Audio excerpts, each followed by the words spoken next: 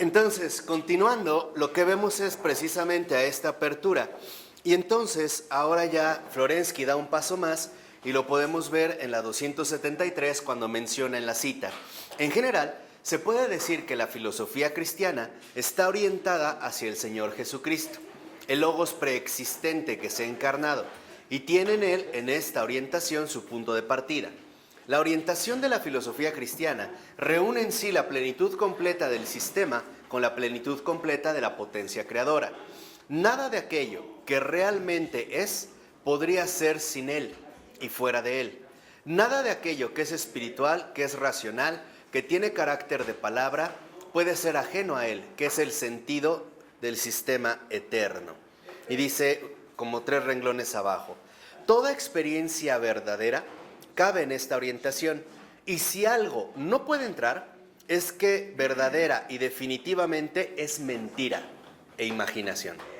No es necesario, no perdemos nada si no entra en nuestra orientación, no es nada. Es el rostro al que se dirige el culto, está la concreta expansión de esta orientación. Entonces, aquí a lo que se dirige ya Florensky de manera concreta es que esta orientación también tiene una base concreta precisamente en Cristo, en el Verbo encarnado. Dice, todo lo que pudiera quedar, por ejemplo, fuera de él es mentira, ni siquiera tendríamos que ponerle atención.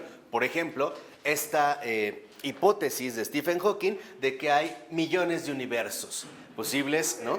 O de universos infinitos. Dice, no queda, no es más que imaginación. Por ello, en último término, si nos vemos ahora, si nos vamos a la 274, en la cita que ahí sigue dice, los elementos indispensables del culto constituyen las categorías cristianas.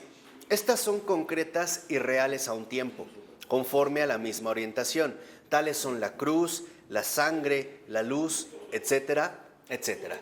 Si lo ven, entonces ahora Florensky insiste en que las categorías centrales que asume el cristiano no son, por así decirlo, producidas por su pensamiento, sino que son las propias realidades del culto las que se transfiguran en categorías para la mejor comprensión de la orientación de vida. Por ejemplo, la cruz no es un concepto, es un acontecimiento, es una realidad concreta.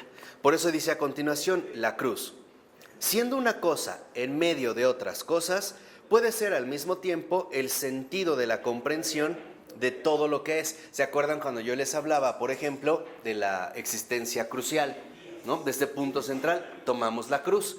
Dice, es algo concreto y sin embargo puede constituir el apoyo de toda concreción. Siendo una parte del mundo, puede ser su tipo y su idea. O sea, en el culto es donde nosotros aprendemos a descubrir categorías que en efecto lo que hacen es enriquecer nuestra propia comprensión humana. Estas categorías lo que arrojan es una nueva luz de comprensión. Tan es así que, por ejemplo, al iniciar la 275, la parte de la conclusión dice el libro, la filosofía y la cultura en general necesitan conceptos y esquemas para orientar la vida hacia los puntos cumbres de la experiencia espiritual. Entonces, lo que en un primer momento Florensky menciona es que nosotros necesitamos categorías, como tal, necesitamos categorías que apunten a la experiencia espiritual, que no la nieguen ni la empobrezcan, sino que literalmente apunten a la experiencia espiritual. Por ejemplo, es lo que les decía, yo les voy a mencionar ahorita un caso que me parece puede aclarar esta situación para entender la relevancia de las categorías. Por ejemplo, la palabra ente, como tal, es una palabra de latín, bueno, del ens, en latín, que se refiere a todo ser concreto. El ente, como tal, es, en pocas palabras, cualquier cosa, una cosa concreta, una cosa real. Esta categoría, como tal, por ejemplo, en el caso de Tomás de Aquino, era, como tal, al hablar del ente, Tomás de Aquino, del ens, habla de un acto de ser. Cualquier ente, por ejemplo, una flor, manifiesta o expresa un concreto acto de ser. Este acto de ser, a su vez, diría Tomás de Aquino, tiene dos dimensiones, la esencia y la existencia, el ens y el esse. Entonces, este acto de ser del ente, una flor, por ejemplo, va a decir Tomás de Aquino, tiene existencia. Su existencia es su presencia real, la presencia real de la flor. Pero, dirá Tomás de Aquino, su esencia como tal no está separada, como suponía Platón, de esta existencia, sino que la esencia a lo que nosotros nos remite es a su inteligibilidad, a su capacidad de ser pensada. De tal manera que entonces, si pusimos atención a lo que hace un momento mencionó Florensky, veremos cómo la esencia o inteligibilidad nos remite, en último término, a una capacidad profunda cuya presencia real nos terminaría remitiendo, en último término, a la inteligibilidad de la cosa, o sea, al creador de esta cosa. Vemos cómo, en último término, la existencia y la esencia en el acto de ser o ente para Tomás de Aquino nos terminarían conduciendo al ámbito creatural. Y entonces la realidad no se ve empobrecida. La simple categoría de ente, en el modo en el cual lo entiende Tomás de Aquino, enriquece la realidad, porque las cosas tienen una presencia real, pero también tienen una esencia o inteligibilidad que nos comunicaría de manera prácticamente inmediata con el ámbito de lo invisible. Estaría la criatura y el creador, ¿no? La existencia y la esencia convergen al interior del ente, o sea, del propio acto de ser. Esta sería como, a grandes rasgos, una de las aportaciones importantes de la metafísica de Tomás de Aquino. ¿Qué pasa con Heidegger en el siglo XX? Para que vean. Ahora, bueno, aquí vamos a ponerlo así. Este es Tomás de Aquino versus Heidegger, para que vean de qué manera empiezan a desarrollarse las categorías. Entonces, para Heidegger, el ente, lo ente, diría Heidegger, no nos remite al ser. Ahora, lo que va a considerar, por ejemplo, Heidegger, es que hay una diferencia entre el ser y el ente. El ser ya no está dentro del ente, sino que ahora para Heidegger el ente como tal es ocultación. Ocultación del ser. Y el ente, diría en este sentido Heidegger, si es ocultación y por lo tanto ocultación del ser, en último término a donde nos lleva es a la nada. ¿Por qué? Porque para Heidegger ahora la diferencia entre existencia y esencia ya no se da al interior del ente, sino ahora se da afuera del ente. ¿Quién de estos dos aportó la definición de la lógica formal? ¿A la lógica formal? Sí. Ninguno. Porque la lógica formal dice que el ente es cualquier cosa real que nosotros le ponemos nombre, cualquier cosa del universo. Que concepto es cualquier ente y juicio es el ser. La predicación, ¿no? La predicación del concepto, o la predicación del ente. Pero no, esas en realidad eran ya como definiciones escolásticas que vinieron en la etapa medieval. Aquí lo que me interesa es que vean que en el caso del ente, él considera, Heidegger, que el ente como tal es una ocultación del ser. El ser no se reduce a lo ente, sino que el ser es, por decirlo así, algo originario previo al ente. Lo está dividiendo. Al dividirlo, entonces el ente quedaría reducido a una ¿qué? A una nada. En todo caso, a una ocultación. Y entonces, a lo que se va a dirigir ahora precisamente Heidegger, ya no es al ser creatural, sino que el ente como tal es algo así como un abyecto, como un arrojado, como un precipicio, como una indigencia. Fíjense la diferencia, para que vean en el caso de las categorías. Entonces, ahora por eso Heidegger empezará a hablar de que el mundo, o en el mundo prevalece ante todo una indigencia. Indigencia como el olvido del ser a favor del ente. Para Heidegger, el problema está en que nos olvidamos del ser y únicamente nos concentramos en el ente. Entonces, lo que busca Heidegger no es recuperar al ser. No es eso lo que le preocupa, sino, en todo caso, no darle la prioridad ontológica al ente. Esta indigencia, en lugar de llevarnos a algo creatural, en último término, empezará a hablar, por ejemplo, de soledad, de finitud, de muerte, de abandono, etcétera, etcétera, etcétera. Si lo ven, es un concepto, pero las categorías con las que se asumen nos lleva literalmente a un mundo distinto.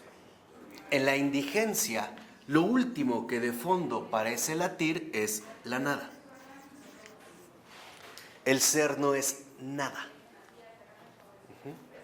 Fíjense, estamos hablando de un solo concepto, pero lo que quiero que vean es cómo entonces las categorías involucran o intervienen precisamente en nuestra propia experiencia espiritual.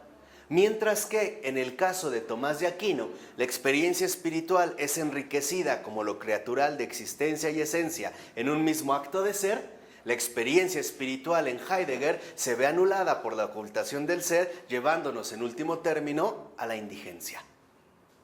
Entonces, ¿por qué reconoce que hay un ser y después lo reduce a la nada? ¿Pero por qué reconoce el ser si finalmente lo va a reducir a la nada? ¿Por qué no niega la existencia del ser? No, porque para él el ser como tal nos lleva a la nada porque no es ningún ente en particular.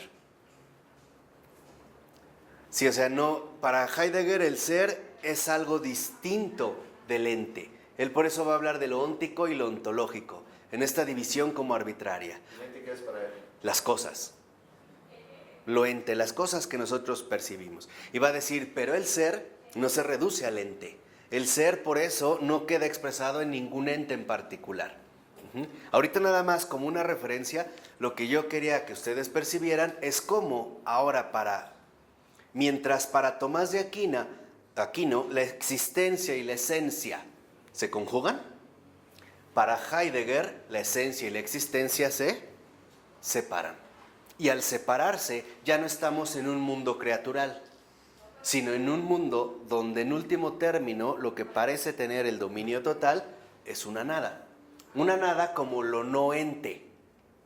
No sería como la nada sartreana, por ejemplo. De absurdo. Entonces no podemos conocer nada porque todo es nada. Lo que él va a decir es, No hay trascendencia no. porque todo es nada. O va a decir Heidegger, nos hemos acostumbrado a pensar en términos de puro ente, pero no según la pregunta originaria por el ser. O sea, lo que quiera que vean era como este contraste. Depende de estas categorías precisamente nuestra comprensión profunda del mundo y por ende también se va a ver comprometida nuestra propia experiencia espiritual. Por eso la experiencia espiritual, hablando en términos de categorías, también involucra una profunda renovación. El aportar categorías que en efecto enriquezcan y no empobrezcan nuestra experiencia espiritual, o sea, toda nuestra experiencia humana. Acuérdense, para Florensky todos los ámbitos están literalmente involucrados, ¿no? En esta realidad integral, conectados, vinculados, están relacionados, están vinculados unos con otros. Por eso, para Florensky, una de las razones que nos llevó a mermar o a disminuir, incluso a eliminar la experiencia espiritual, era la aportación de categorías que en pocas palabras no corresponden con la verdadera plenitud de la verdad objetiva. ¿Vamos? ¿Sí? Bueno, por eso dos renglones, ¿no? Abajo, ahí mismo en la página, por eso dice el texto. El dogma, por su parte, será necesario como encarnación conceptual de la experiencia, que es lo que también ya a manera de conclusión nos va diciendo Florensky. El dogma no es una elaboración meramente teórica, sino que el dogma no es más que la encarnación conceptual de la experiencia. O sea, también el dogma expresa categorías que están fundadas ante todo en una determinada experiencia. Y después lo único que se le dio fue encarnarla conceptualmente, esta experiencia. O sea, buscamos promover esta experiencia espiritual a través de las categorías más adecuadas. O bien, buscamos la expresión en el lenguaje que sea mucho más afín y fecunda para la promoción de la experiencia espiritual. Por ello, al iniciar el otro párrafo dice el texto: la necesidad de la conceptualización dogmática proviene de la necesidad de la conciencia de orientarse en el camino de la vida espiritual.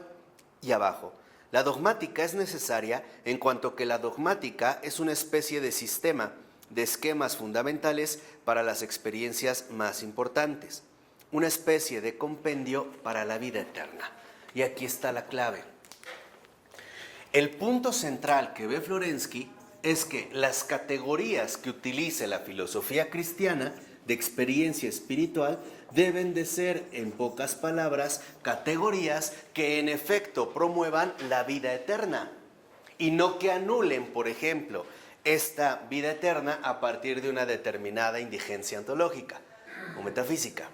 Por eso proponía en el caso de estas categorías Florensky la cruz, la luz, la sangre, en estos simbolismos cuyas categorías nos ayudan a nosotros a orientarnos hacia la vida eterna. ¿La sangre cómo?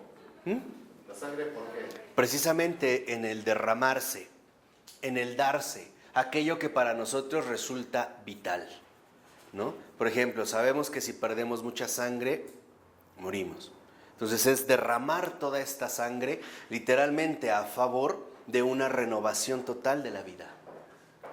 Una renovación total de la vida que incluso ahora a partir de este derramamiento de sangre se va a convertir en vida eterna. Aquí es cuando empezamos a ver nosotros esta ampliación de las categorías. Por eso abajito dice, la dogmática sirve de orientación a la experiencia mística que sucede en su interior, del mismo modo que la dogmática no podrá ser viviente si no está enraizada en la vida espiritual. O sea, para Florensky, en pocas palabras, el cristianismo en cuanto tal, y ya lo habíamos comentado en una ocasión, tiene su base en una experiencia mística, no en una sistematización conceptual. Por eso es lo que una vez yo les comenté, incluso un teólogo tan importante como Luigi Giussiani del siglo XX diría, el cristianismo no es una teoría, el cristianismo es un acontecimiento. Y son estos acontecimientos los que intentamos transmitir a través de determinadas expresiones lingüísticas o bien de determinadas conceptualizaciones. Pasamos de la experiencia al lenguaje, pues. Y buscamos encontrar en el lenguaje cada vez la expresión más adecuada. Por eso es que acuérdense, Florensky se había detenido precisamente en la noción del homousios. Y así en la 276, en el primer párrafo, dice el texto, así pues, si en la teodicea la razón se abre, trascendiéndose antinómicamente y encontrando su propio fundamento a la verdad trinitaria, en la antropodicea la razón integral, conocimiento y actividad, teoría y praxis, se abre en definitiva a la vida eterna. Y aquí entonces Florensky en la siguiente cita lo que hace es mostrar, por así decirlo, tres elementos fundamentales. Primero, dice, no a un culto con las palabras, nos exhorta el apóstol y cita San Pablo, Romanos 12:1, Logikein latreian, no un culto con palabras, sino a un culto con el cuerpo, pero con un cuerpo penetrado por el Espíritu. Este sí es un cuerpo lleno de palabra y de sentido. Entonces, lo primero ahora que se da cuenta Florensky es que la vida eterna también involucra el ámbito corporal. El culto también se refleja en el ámbito corporal. El culto no es un discurso, sino que también implica una compenetración con esta celebración. O bien, la encarnación de la verdad también incluso se expresa a nivel corporal. Por eso nosotros quizá hemos sabido de personas que hasta manifiestan quizás su divinización, su santidad, su cristianización, su ser cristiano, ¿no? Y la gente muchas veces precisamente lo que busca incluso es tocar, ¿no? O abrazar, alcanzar. No solo se reduce a un discurso. Este sería el primer punto. La vida eterna también repercute en lo corporal. No es que lo deje de lado al sentido platónico y entonces nosotros nos dediquemos únicamente a las cosas del espíritu. No, también el culto se da en un culto corporal. Acuérdense también lo que ya nos había mencionado en una ocasión Ratzinger, cuando nos dijo, la celebración litúrgica se vive a cada momento del día. Ese es el culto. De tal manera que entonces el culto no se reduce a una determinada celebración temporal, sino que el verdadero culto se lleva a cabo en nuestra vida ordinaria. Lo importante, en pocas palabras, es lograr que la liturgia, que el culto se haga vida cotidiana. Eso es lo corporal. Involucra entonces lo corporal, por un lado, el sentido netamente del cuerpo, pero también nuestra situación cotidiana. Por ejemplo, un aspecto muy importante del culto que podría quedar ejemplificada en nuestra situación cotidiana que involucra el cuerpo sería la limitación de la lengua, el evitar las miradas ofensivas o lascivas. ¿Ah? Esa es parte de la situación cotidiana. Aquí es también donde la vida eterna empieza a manifestarse, también desde el ámbito corporal. O sea, el cuerpo también va a involucrar una dinámica profunda de renovación. No está excluido, no es que quede aparte. La forma en la cual hablamos, todo esto es lo que el culto tiene que empezar también a manifestar como relevancia o fruto fundamental de la experiencia espiritual que se está asumiendo. Por ello, en síntesis, lo que nos recuerda Florensky es que las verdaderas categorías del culto no son solo las que pronunciamos, sino más bien las que vivimos. De tal manera que esta situación cotidiana representaría la manifestación del culto en nuestra vida de cada día, dormidos o despiertos, en lo exterior o en lo interior. No solo es lo que digo, también lo que pienso aunque no lo diga. Hay personas que a lo mejor frenaron la lengua, pero se desataron en el pensamiento, ¿no? Tampoco hay esto. ¿Por qué? Porque se empieza a dar también una implicación profunda en el ámbito corporal. Ese es el primer paso. Segundo, dice, cuando la razón se configura con este mundo, es decir, con el de la criatura privada de palabra, y se encierra en los elementos, entonces se separa de la palabra. Y así el cuerpo, confundiéndose con el mundo, se convierte en algo privado también de palabra, porque no desprende ya de sí mismo la palabra, no da testimonio de Dios. Entonces, aquí es donde se percata Florensky de que en el segundo punto, este ámbito corporal también nos va a llevar al testimonio. Y dice Florensky, cuando nosotros nos separamos literalmente de Dios, nuestro propio cuerpo ya no da testimonio de Dios. Nuestro cuerpo, entiéndanlo, no solo como la situación físicamente visible, sino como nuestra realidad corporal. En el ámbito dice, ya no da literalmente este testimonio, ¿no? Se empieza como a desfigurar. Piensen, por ejemplo, a lo mejor en una mujer que trabaja en un table dance. Hay un cuerpo, pero este cuerpo está corrompido. Algo ahí se ha visto alterado, ¿no? Incluso el propio cuerpo dice otra cosa. Ya no expresa esa palabra, ¿no? Ya no está expresando como una categoría fundamental de la experiencia espiritual. Algo ahí se ha distorsionado, se ha distanciado de la palabra. Y tercero, dice, pero cuando la razón envejecida por el pecado se renueva, es decir, cuando se transfigura, configurándose con otro modo de ser, con la vida eterna, y consiguientemente, cuando liberada del mundo se eleva hacia arriba, acuérdense de la altura, presentada a Dios en sacrificio, entonces el cuerpo da testimonio del mundo de arriba. Este es el culto espiritual.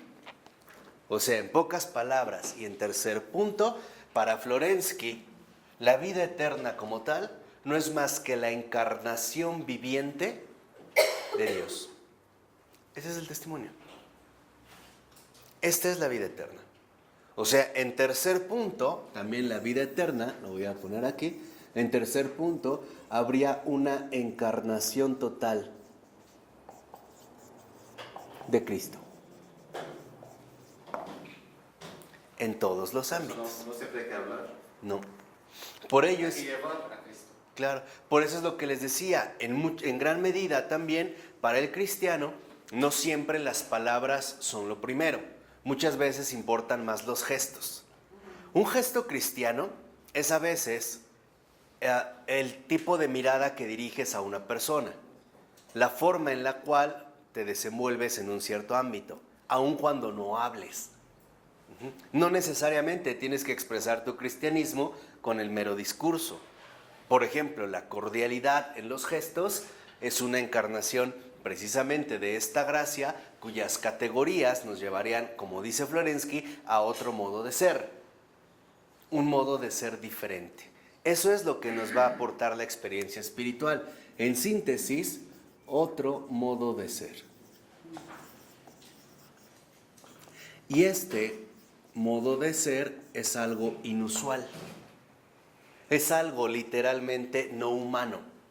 Yo no quisiera aquí entrar como a discutir con Emmanuel Levinas, que escribió un libro, este filósofo judío del siglo XX, otro modo de ser o más allá de la esencia, porque él va a asumir la cuestión de la responsabilidad.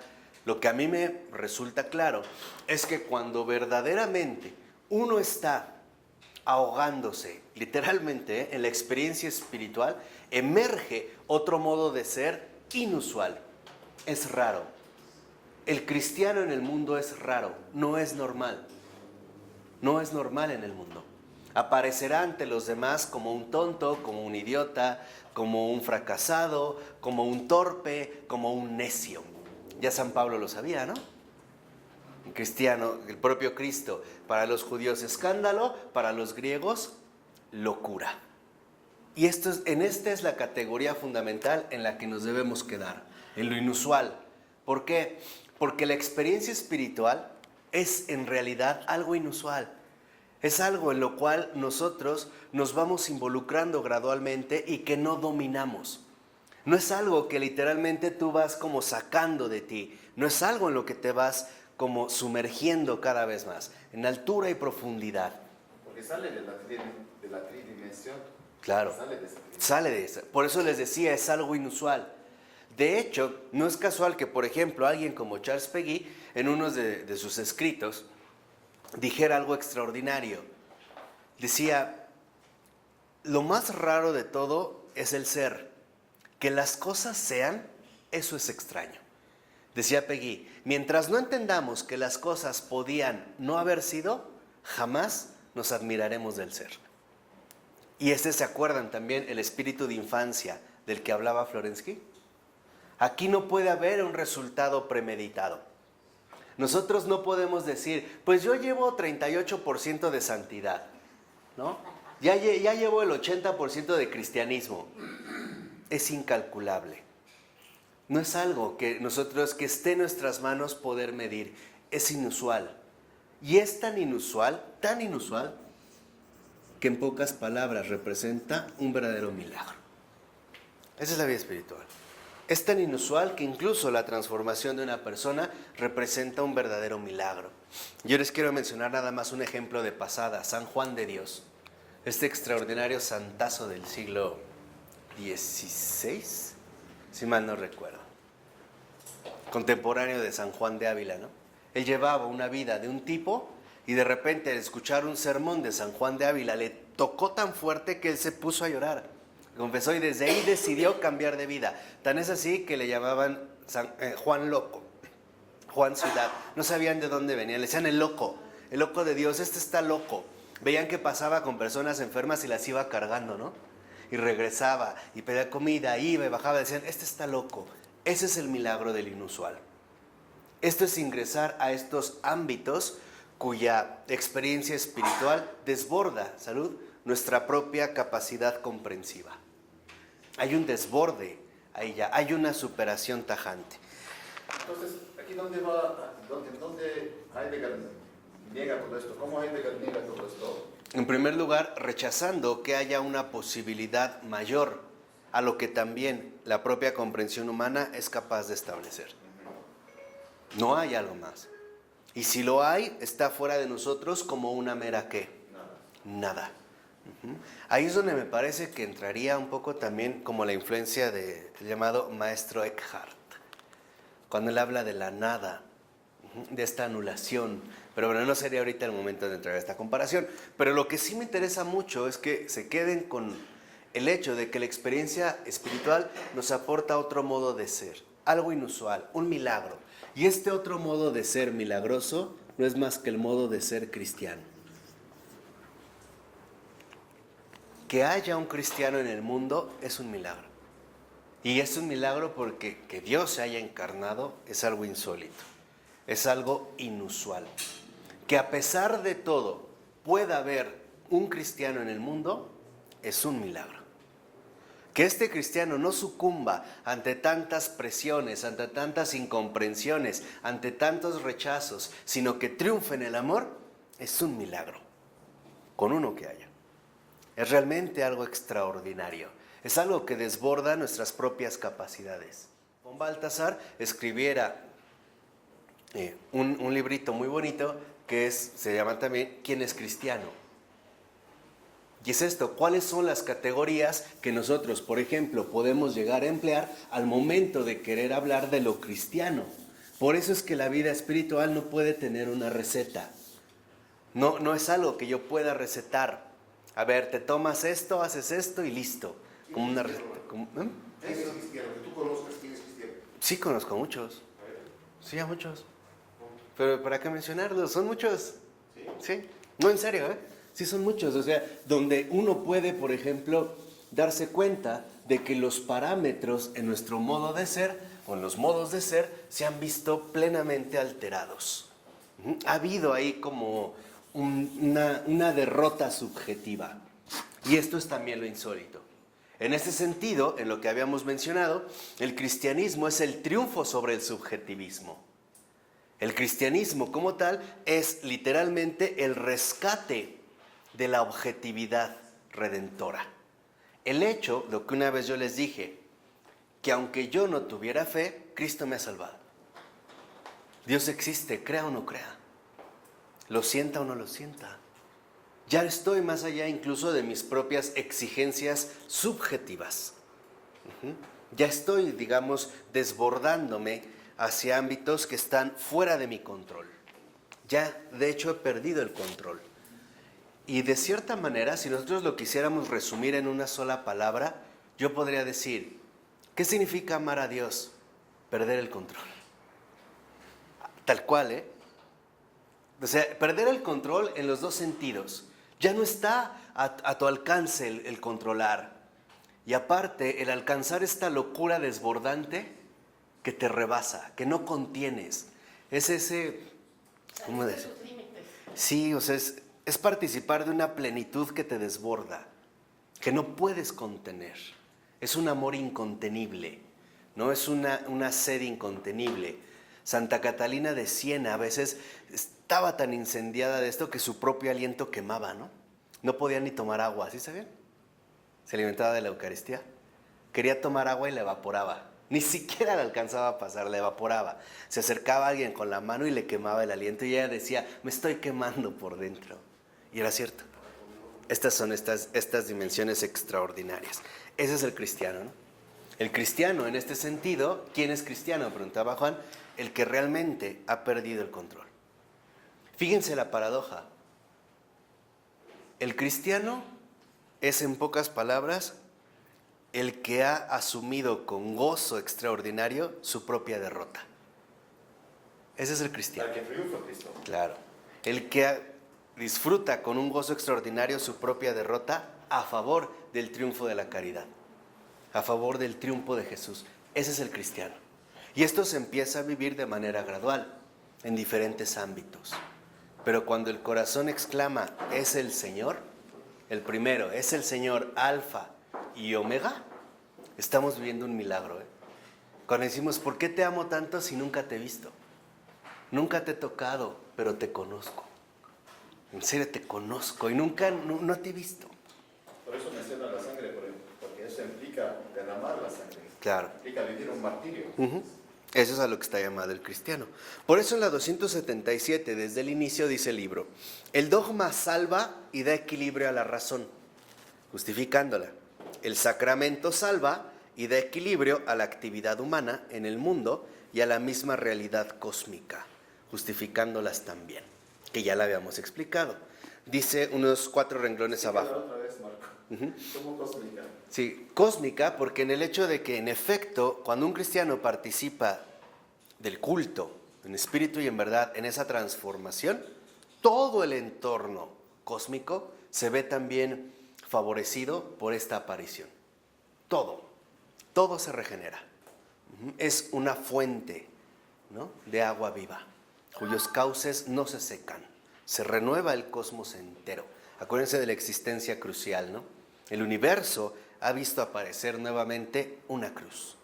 Y esta cruz que es la que viene a renovarlo todo. Por eso, unos 4 renglones abajo dice el libro, la experiencia profunda del misterio de la realidad. Eso es también lo que me parecía extraordinario de la física teórica, de la física cuántica. La experiencia profunda del misterio de la realidad. Eso es lo que los modernos perdieron de vista. Por ello no es casual que, por ejemplo, los científicos más dogmáticos rechazaran la física cuántica por considerar que nos conducía nuevamente al ámbito religioso. Eso apestaba a mística, olía a Dios, ¿no? Eran alérgicos a lo religioso, invadidos por esta enfermedad del positivismo, ¿no? Eso no, eso me suena a que voy a perder el control. Entonces mejor no, me quedo en mi propia zona, no me arriesgo, porque también la fe es un riesgo, lo veremos adelante. Pero dice a continuación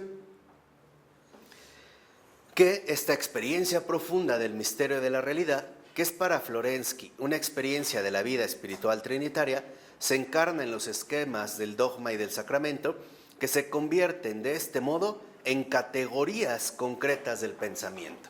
O sea, dogma como tal y sacramento, ambas son las categorías fundamentales del existir cristiano. Aquí estaría en el dogma la renovación teórica y en el sacramento la renovación práctica. ¿Se acuerdan que les dije que la Florensky lo que está buscando es llevar a cabo una verdadera renovación de las categorías, o sea, de nuestro modo de comprensión de la vida? Por ello, la renovación que nos aportan las categorías del dogma y el sacramento apuntarían a la renovación profunda de la experiencia humana, ya sea en su nivel teórico, ya sea en su nivel ¿qué? Práctico. Entonces, en la renovación teórica, lo que se renueva es un modo de pensar. En la práctica, ¿un modo qué? De actuar, o sea, en un modo de vivir. Un modo de vivir.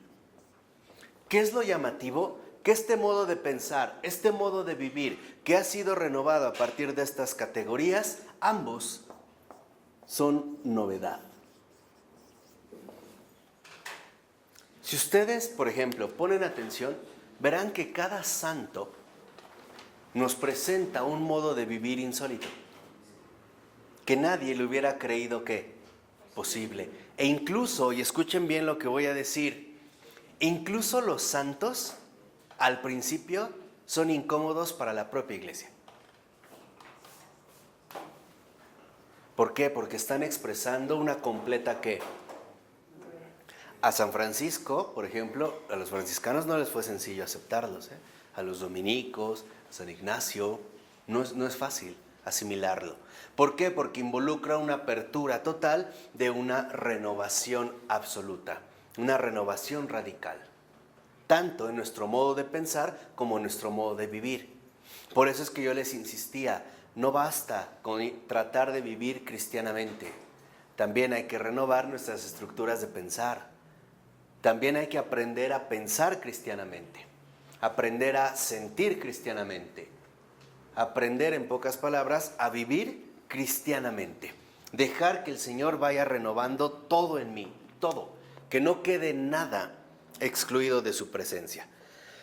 Por eso dice a continuación, estas dos escalas mistagógicas reales, el dogma y el sacramento, hacen posible la teodicea y la antropodicea, en la unidad del misterio. Fíjense, Dios justifica al hombre en la encarnación, y el hombre justifica la realidad de Dios contemplando en su trinitariedad la raíz de todo el conocimiento del mundo.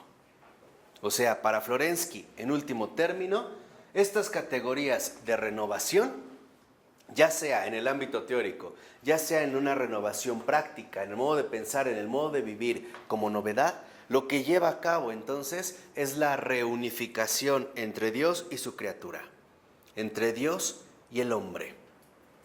Dios toma la iniciativa para renovar a su criatura y la criatura, acuérdense de la pasividad, la recibe y corresponde a esta iniciativa. De tal manera que esta renovación es correspondencia.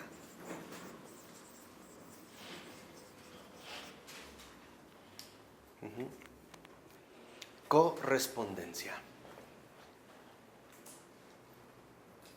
De tal manera que en esta misma correspondencia podríamos darnos cuenta ahora de algo extraordinario. Dios sí nos necesita. ¿Por qué? Porque su labor la ha realizado incluso por los hombres con los hombres. No es alguien plenamente ajeno. No, está vinculado con nosotros porque está esperando de nosotros una respuesta. Una respuesta a la llamada primordial que Él ha dado. Sí nos necesita, ¿eh? Y por eso no solo nos necesita, nos invita a renovarnos. De tal manera que entonces en esta respuesta nosotros alcancemos lo mejor, la vida eterna. Dice en el siguiente párrafo, en la teodicea de Florensky, el dogma trinitario se convierte en el origen y cumbre de todo el pensamiento. En la antropodicea, el sacramento, junto con la cuestión de la glorificación del nombre divino, es la cima donde las vertientes del pensamiento se orientan hacia la racionalidad trinitaria y simbólica o hacia una visión plana y positivista de la realidad. O una de dos. Si llevamos a cabo esta correspondencia, acudiremos a una recuperación del misterio, lo cual a su vez nos llevaría a esta riqueza integral.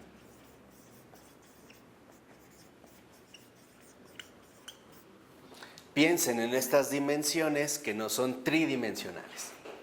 O bien, si nosotros no correspondemos y no asumimos de manera profunda y tajante, radical, estas categorías, lo que vamos a hacer es anular el misterio, anular la riqueza integral y entonces no acceder a la adoración, sino quedarnos más bien en la mera superstición, que era el punto con el que habíamos empezado, ¿se acuerdan? Dijimos, ¿no? O adoración o superstición, o objetividad o subjetividad. Ahí es donde entraría, vamos a decirlo así precisamente, este desafío. Por ello, si nos vamos ya a la 278, en el último párrafo, dice el texto, el dogma y el sacramento han aparecido como la verdadera fuente y matriz de una filosofía y una cultura trinitarias y neumatológicas. Entonces, lo que busca Florensky es que esta riqueza integral a su vez se refleje en dos ámbitos. Una riqueza trinitaria y dos, neumatológica. O sea, espiritual. Que logremos nosotros espiritualizar el mundo entero. Descubrir con los ejemplos que hemos puesto en varias ocasiones cómo hay un designio, una señal de algo espiritual en todos los acontecimientos que transcurren en nuestra existencia. Por ello es importante renovar a partir de estas categorías cristianas del dogma, el modo de pensar, para que podamos nosotros espiritualizar la materia, ¿se acuerdan? Es lo que habíamos insistido. Y renovar por medio de las categorías cristianas, o sea, del sacramento, nuestra práctica o modo de vivir, para poder manifestar de manera clara un auténtico testimonio trinitario. Esta es la finalidad. Lo trinitario y neumatológico, la riqueza integral, en pocas palabras, de lo que solemos llamar de manera simple cristiano. Esto sería precisamente lo cristiano. Aborda en la obra del Señor en los cristianos, implicaría entonces la capacidad de renovar todo el ser humano, todo lo de nuestro ser, llevarlo literalmente a ámbitos nuevos. Por eso dice a continuación: en cuanto fuentes místicas de la integridad de la razón y de la actividad humana, ambas realidades no pueden quedarse encerradas en sí mismas, en el ámbito delimitado de su propia definición, sino que tienen la vocación de verterse en el mundo y generar una filosofía en contacto viviente con la verdad real que el dogma contiene y expresa, y una cultura que oriente su corazón hacia la plenitud del ser, el rostro de Cristo y la transfiguración escatológica y neumática de la realidad terrena que coronará la obra de su encarnación. O sea, lo cristiano no es más que la continuidad de la encarnación de Cristo.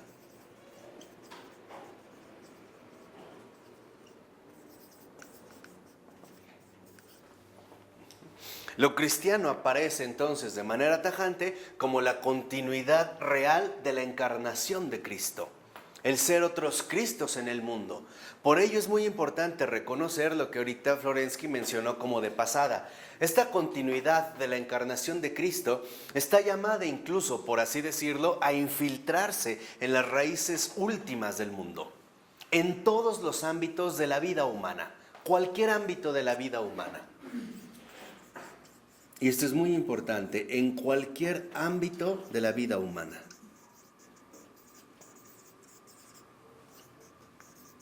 Cualquier ámbito.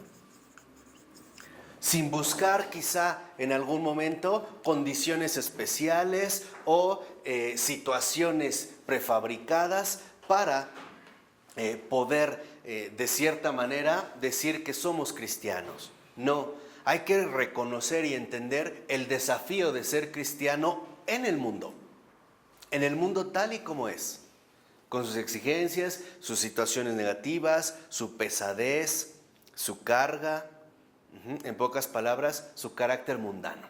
Ese es el desafío hacia el cual nos dirigiríamos. La continuidad de la encarnación de Cristo en cualquier ámbito de la vida humana y estar verdaderamente preparados por el dogma y el sacramento. O sea, por la renovación teórica y práctica, por un verdadero modo de pensar cristiano y por un verdadero modo de vivir cristiano. Esa es la novedad. Esa es la novedad, que aparece, por ejemplo, en cualquier ámbito de la vida humana. Por eso nosotros podemos ver cómo hay santos prácticamente de todas las condiciones. Solteros, casados, viudos, jóvenes, ancianos, enfermos, sanos, mujeres, niños, hombres, matrimonios, en todos los ámbitos. ¿Por qué? Porque literalmente lo que nosotros estamos precisamente llamados a mostrar es que en cualquier ámbito de la vida humana, Cristo puede y quiere hacer nuevas todas las cosas. ¿Se acuerdan que lo dijo? He aquí que vengo y hago nuevas todas las cosas. La pregunta es, ¿le creemos? Y más aún, ¿le dejamos? Eso ya ustedes lo responderán cada quien. Bueno, continuaría nada más para avanzar un poquito el capítulo 5, como para dar, ¿sí, no? Avanzamos el capítulo 5 para avanzar en la dinámica trinitaria del conocimiento real de la verdad. Y comienza así. Dice, expuestas ya las condiciones formales del acto de fe, tanto lógicas, que vimos en el capítulo 3, como teológicas, que acabamos de ver en el capítulo 4, Florensky desarrolla sus condiciones reales. Fíjense, el acto de fe y el tipo de conocimiento que le es propio. O sea, esta continuidad de la encarnación de Cristo, esta renovación, en último término, involucra un acto de fe. Es un acto de fe, o sea, un acto de fidelidad al Señor, que es precisamente el que realiza la obra. No es algo en lo que nosotros estemos llamados, por así decirlo, a tratar de improvisar por cuenta propia. Esta es, dicho sea de paso, lo que nos da la enorme diferencia entre acción y actividad. La actividad es subjetiva, la acción es objetiva. La acción no es más que el cumplimiento de la voluntad divina. La actividad no es más que la inquietud subjetiva por hacer algo, lo que sea. De tal manera que el acto de fe no es una actividad, es una acción. ¿Sí quedó clara esta distinción? Hoy creo que vemos el enorme malestar contemporáneo por el activismo que nos acosa, ¿no? Siempre queremos hacer algo. Esto hasta creo que es una de las graves situaciones que tiene que enfrentar, por ejemplo, la situación parroquial. Siempre hay actividades, ¿no? Actividad. ¿Qué vamos a hacer? ¿Qué hay que hacer? Tenemos que hacer. Ese es el activismo, esa es la actividad. Pero en realidad la acción no corresponde más bien a un profundo acto de fe, que no es más que una respuesta a la voluntad de Dios, según lo que quiere y como lo quiere. Por ejemplo, muchas veces el Señor no solo nos pide hacer, la verdad es que en muchísimas ocasiones más bien nos pide dejar de hacer. Muchas veces no nos pide hablar, nos pide que no hablemos. Muchas veces no nos pide ir, nos pide que no vayamos. Eso es lo importante, o sea, entender la dinámica de esta acción, que es lo que va ahorita, después Florensky a estudiar como el acto de fe y su correspondiente acto de conocimiento.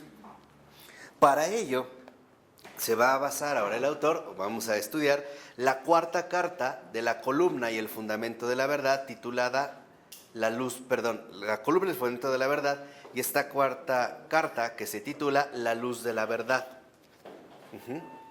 Entonces, cuando estamos en este acto de fe en la acción, nos vamos a referir a una acción que emana de la luz de la verdad. Esa es la verdadera acción. El programa, quizá más reciente, mejor expuesto de la auténtica acción, quizás sea el que nos dio Teresa de Calcuta cuando decía: el fruto del silencio es la oración. El fruto de la oración es la fe. El fruto de la fe es la caridad. El fruto de la caridad es el servicio. El fruto del servicio es la paz. Ese es un programa de acción que brota directamente de la luz ¿qué? De la verdad. Si lo ven entonces, la acción está sustentada por la luz de la verdad y por lo tanto la acción, a diferencia de la actividad, no es subjetiva, sino que la acción es objetiva. ¿Por qué una acción es objetiva? Porque es el cumplimiento de la voluntad de Dios.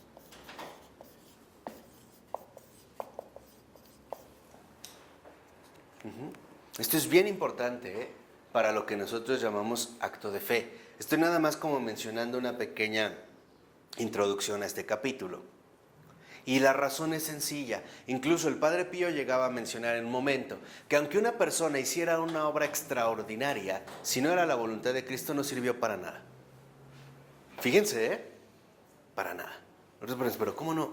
Para nada. ¿Por qué? Porque no fue una auténtica acción. Se limitó a una mera actividad.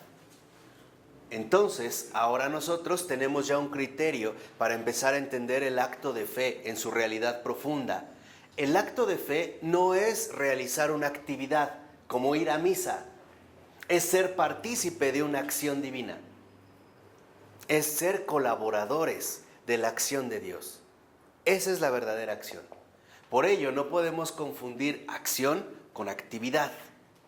Y la única manera que tenemos para acceder a la acción es a través de la oración. Por eso ya les dije desde hace mucho, la oración siempre precede a la acción, siempre.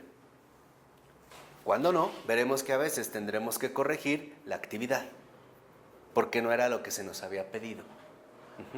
Entonces, a partir de esta distinción importantísima entre acción y actividad, podremos ahora darnos cuenta de cuál es la cumbre de la gnoseología trinitaria de Florensky, o sea, cuál es la cumbre de lo que Florensky desarrolla con respecto al conocimiento y sobre todo al conocimiento de la fe. Por ello, fíjense, en los últimos 3 renglones dice, en ella, en esta cuarta carta, se exponen los fundamentos del conocimiento místico, real o experiencial de la Trinidad. Entonces, fíjense lo que va a exponer Florensky, los fundamentos del conocimiento místico, de la Trinidad. Sus fundamentos, experiencial o real, y que se desarrollarán después en diversas direcciones. Y ahora lo que va a buscar es que la realidad que nosotros conocemos por el dogma alcance su penetración por la experiencia. Y otra vez, vuelve a insistir Florensky en esta acción o acto de fe que es una experiencia. Por ello, en la 280, a partir del 3er renglón, dice el libro, en esta carta, en efecto, la construcción de la teología trinitaria parte de la relación del Dios trino con el hombre, que en el acto ontológico del conocimiento-amor entra en comunión con ella.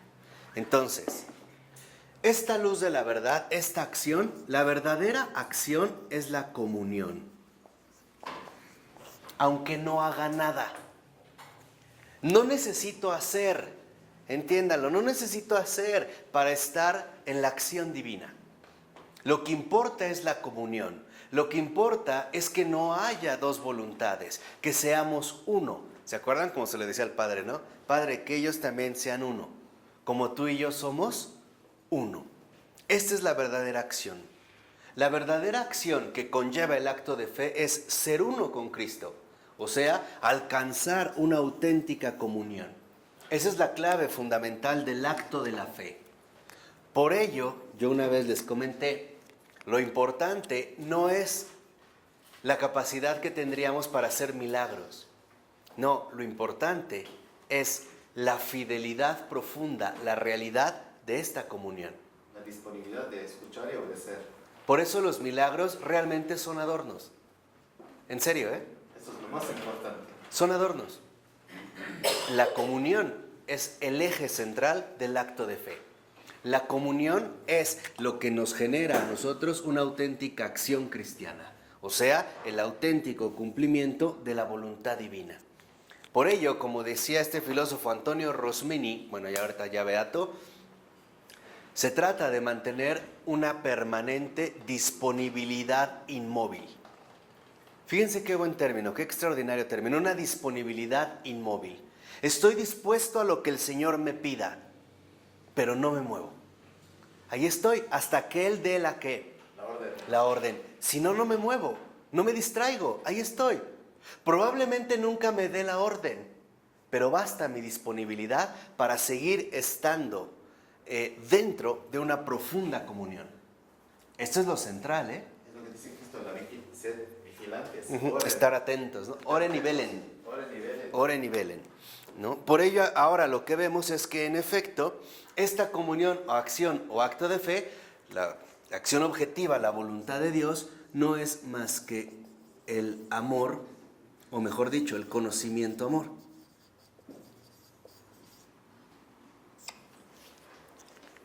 Esa es la comunión. Estar en una relación de pensar y de vivir acorde con el amor. En esta comunión que el Señor va manifestándome o me va invitando a ser parte e incluso a integrarme otra vez, acuérdense, hasta perder el control. Esa es la verdadera comunión. Estar en pocas palabras a su servicio, a su disposición, para lo que Él quiera, como lo quiera. Y acuérdense de lo que les dije, ese es un lema cristiano, cumplir su voluntad, aunque no me guste, aunque no quiera, aunque no pueda, aunque me muera. Ese es el resumen, de esta comunión. Esa es la disponibilidad, cumplir este amor. Por eso dice a continuación, 2 renglones abajo, que la dinámica ontológica de la vida cristiana que ha recibido ya el amor y la gracia. Aquí entonces, ahora Florensky da un paso más y dice, ahora sí vamos a hablar de los fundamentos de la experiencia mística. ¿Cuál es la experiencia mística? No es el que tiene visiones o esto, no es necesariamente esto. La mística no es más que la verdadera aparición de un cristiano. La mística es el recibimiento del amor y la gracia de Cristo. Esa es la mística. Esa es la mística. Esa es la verdadera mística. El recibimiento, el recibir su amor y su gracia. Eso es lo que hace de la vida algo místico. ¿Por qué? Porque ahora ya entonces lo que llamamos vida ya no depende de nuestros propios criterios, gustos, apetencias o berrinches. Ya no. La gracia consiste en que he recibido algo de parte de Dios. Y lo que recibí en realidad no fue algo, fue a Él mismo. Él es mi huésped, es algo más todavía. No me dio algo, me dio a Él. A quien he recibido es a Él. Vive en mí y yo vivo en Él. Ahí tenemos a un San Pablo, ¿no? Vivo, pero no vivo yo. Es Cristo quien vive, ¿qué? En mí. Esa es la mística. Esa es la auténtica mística. La mística es cuando uno ya no se reconoce. Cuando dices, oye, a lo mejor, no sé, antes me enojaba por cualquier cosa, ahora ya no tan fácil. O me enojo y se me pasa rápido. Antes gritaba por todo y por nada, hoy rara vez abro la boca. Y lo notas raro, o sea, pero esto no es algo que yo me propuse, o algo que compré o adquirí. Empieza lo que les decía, eso insólito, esta situación de rareza, ¿no? Por eso dice a continuación, ahí mismo, el conocimiento de la Trinidad es el del hombre concreto en proceso de divinización. Y la Trinidad conocida es la Trinidad que se comunica al creyente en el conocimiento propio de la fe. O sea, en síntesis, cuando nosotros hablamos de la acción de la verdadera comunión, del acto de fe, en este sentido preciso que hemos mencionado, estamos hablando de un proceso de divinización, que nosotros a lo mejor en términos más usuales le llamamos santificación. Estamos integrados ahora a un proceso de divinización que tendrá sus propias exigencias, que tendrá sus propias particularidades y que dependerá, en último término, de la apertura que tengamos a esta luz de la verdad. El santo no se hace santo por cuenta propia. El santo es el que se dejó santificar en todo, en lo oscuro y en lo claro, en lo alto y en lo bajo, en lo profundo y en lo más profundo. No solo se dejó tocar en la superficie, sino que, por presentarlo con una imagen, el santo es simple y sencillamente el que se dejó arrebatar el corazón por Cristo. El que le dijo, es tuyo, te pertenezco. Ese es el santo. Ese es el que está ya en un proceso de divinización. Es aquel que ya no tiene ojos más que para Cristo, corazón para Cristo, boca para Cristo. Lo ve en todos y en todo, ¿no? Como dice San Pablo, hasta que Cristo sea todo en todos. Que ojalá el Señor nos conceda la gracia de ser cristianos, ¿no? Ya es hora, por lo menos comenzar. ¿De acuerdo? ¿Sí? Bueno, en nombre del Padre, del Hijo y del Espíritu Santo. Amén. Pues muchas gracias, buenas noches.